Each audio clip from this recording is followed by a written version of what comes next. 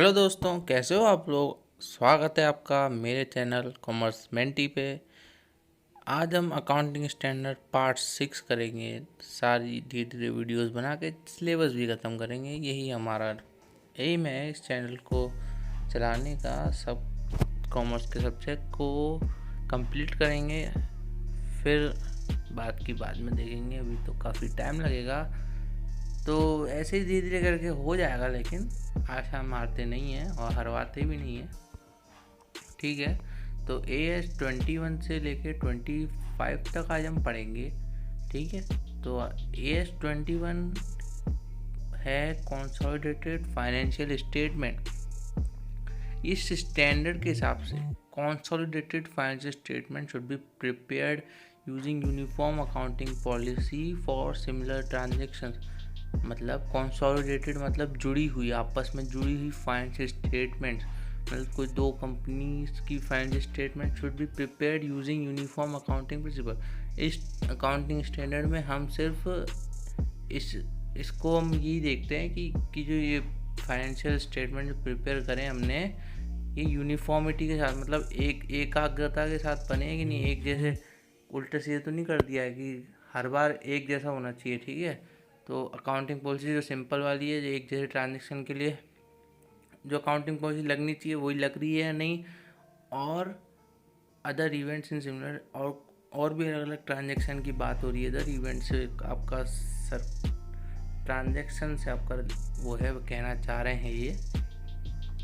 आते हैं अगले स्टैंडर्ड पे, accounting standard 22, accounting for taxes on income. इसमें बताएगा कि इनकम पे आपको टैक्स लगाना है। इसमें आपको बस ये बता रहा है कि आप जो भी टैक्स होगा ना आपका, उसको आपको P&L में कंसिडर करना पड़ेगा, प्रॉफिट एंड लॉस अकाउंट में कंसिडर करना पड़ेगा, क्योंकि भाई हर कंपनी टैक्स देती है, इनकम टैक्स। तो आप पहले इनकम वो P&L बनाएंगे, उसमें इनकम लेंगे, उसमें से एक्सपेंस माइनस करेंगे, फिर आपका प्रॉफिट निकलेगा, प्रॉफिट में से आपको टैक्स माइनस करना पड़ेगा, फिर आपका नेट प्रॉफिट निकलेगा। तो वही निकालने के लिए आपको उसको कंसिडर करना पड़ेगा, और वही अकाउंटिंग स्टैंडर्ड 22 आपको बता रहा है। इसमें लिखा है according to this standard tax expense for the period comprising of current tax, मतलब इस साल का tax, and deferred tax. Deferred tax दो तरीके के होते हैं। डिफर्ड टैक्स असेट भी हो सकता है, लाइबिलिटी भी हो सकता है। लाइबिलिटी तब होगा जब आपको पे करना होगा, असेट होगा जब आपको मिलना होगा। डिफर्ड टैक्स का मतलब होता है कि आपने पहले टैक्स पे कर दिया और इनकम टैक्स आपका निकल के आ गया, मान लो ज़्यादा निकल के आ गया तो आपकी लाइबिलिटी बन जाएगा, और अगर कम निकल के आ गया तो असेट बन जाएगा, तो आपको वापस मिल जाएगा। ठीक है, जो मिलना होता है वो असेट होता है और जो देना होता है वो लाइबिलिटी है।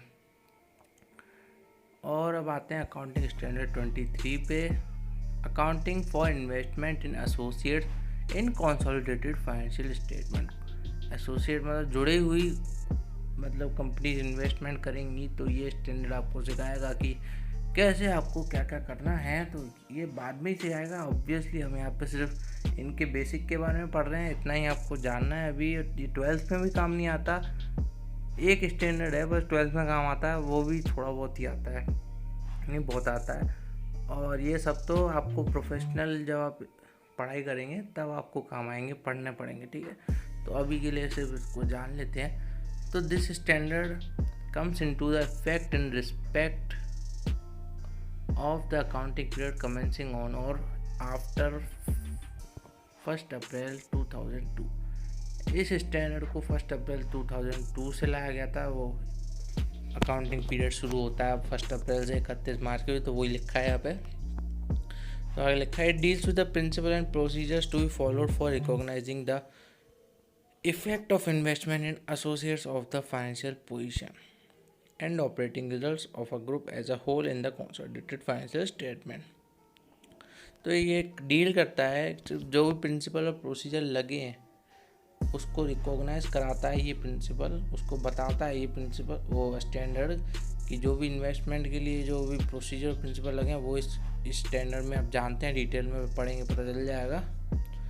और the financial position and operating results of a group as a whole in the consolidated financial statement. और भी कई चीज़ें बताने के लिए, फाइनेंशियल पोजीशन पता लगाने के लिए, ऑपरेटिंग और भी रिजल्ट्स निकालने के लिए भाई ये स्टैंडर्ड काम आ जाता है। जब इन्वेस्टमेंट करते हैं वो उसका रिटर्न वगैरह होता है, वो आपको बाद में पता चल जाएगा। अभी के लिए आप सिर्फ इतना जान लीजिए कि अकाउंटिंग स्टैंडर्ड 23 का मतलब है accounting for investment in associates in consolidated financial statement.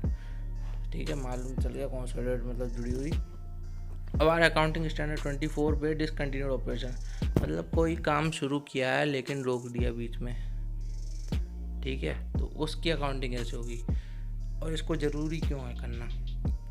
तो this standard comes into effect in respect of, इसको लाया गया 8 फरवरी 2002 को और उसके बाद से लाया गया था। This the standard lays down the principle for reporting information about discontinued. ये स्टैंडर्ड आपको बताएगा कि आपको कैसे अकाउंटिंग और रिपोर्टिंग करनी है उस इंफॉर्मेशन की, उस आपको कैसे प्रेजेंट करनी है वो इन्फॉर्मेशन जो उस ऑपरेशन की क्या बोल रहा हूँ मैं। The standard lays down the principle for reporting information about discontinued operation. जो भी ऑपरेशन आपका डिसकंटिन्यू हुआ है उसकी इन्फॉर्मेशन को बताने के लिए कि इसमें कौन से प्रिंसिपल फॉलो किए गए हैं, ये स्टैंडर्ड सिर्फ वही बताता है। ठीक है, जो भी ऑपरेशन डिसकंटिन्यू हुआ उसके बारे में बताता है। This is required to enhance the ability of users of financial statements to make projection of the cash flow. अब इसकी ज़रूरत क्यों ज़रूरत है, क्योंकि या जो फाइनेंशियल यूज़र्स होते हैं स्टेटमेंट्स के, जो मतलब आउटसाइडर नहीं, मतलब इन्वेस्टर्स हो गए कंपनी में, भाई एक की तो होती नहीं है, कई सारे शेयर होल्डर्स की होती है। तो वो ये अगर ऐसी चीज़ें आपको मिलती हैं तो आप कैश फ्लो पोजीशन आपको पता चल जाती है फर्म की, और वो आगे से आपकी इन्वेस्टमेंट देख कर करेंगे, कम ज़्यादा कर देंगे, तो ये उनके भी काम आएगी। ठीक है, कोई कंपनी किसी एक की नहीं है, कोई इसको छुपाएगा नहीं, कोई इसको सब दिखाएंगे मतलब। और आते हैं अकाउंटिंग स्टैंडर्ड 25 पे, इंटरिम फाइनेंशियल रिपोर्टिंग। इंटरिम का मतलब इंटरिम मतलब टर्म के बीच में, टर्म मतलब इसको एक साल से डिनोट करते हैं, टर्म को एक ईयर से करते हैं, टाइम को कहते हैं टर्म। तो इंटरिम मतलब बीच, किसी साल के बीच में फाइनेंस कुछ हो गया तो फाइनेंशियल रिपोर्टिंग कैसे होगी, इस साल के बीच में फाइनेंशियल रिपोर्टिंग कैसे होगी, ये स्टैंडर्ड ये बताता है। क्योंकि हम हर साल के एंड में ही करते हैं, पर अब बीच में ज़रूरत पड़ गई, मान लो कुछ हो ना, कुछ करना पड़ गया, कोई चीज़ पता लगानी हो तो वही करनी पड़ती है, थोड़ी बहुत तो करनी पड़ती है पता लगाने के लिए, फाइनल नहीं होती, वो अंदाजे भी लगा लेते हैं।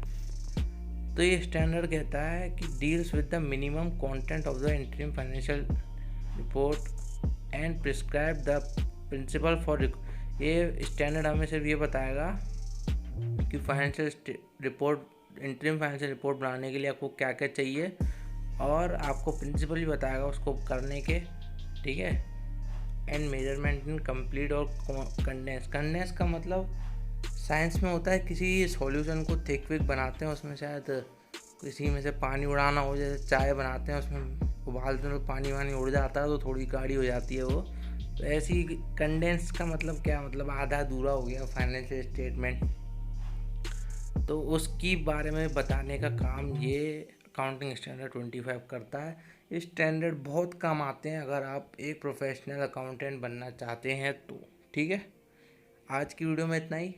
अकाउंटिंग स्टैंडर्ड 25 तब कंप्लीट हो चुका है। मिलते हैं अगली वीडियो में, तब तक के लिए शब खैर, बाय बाय।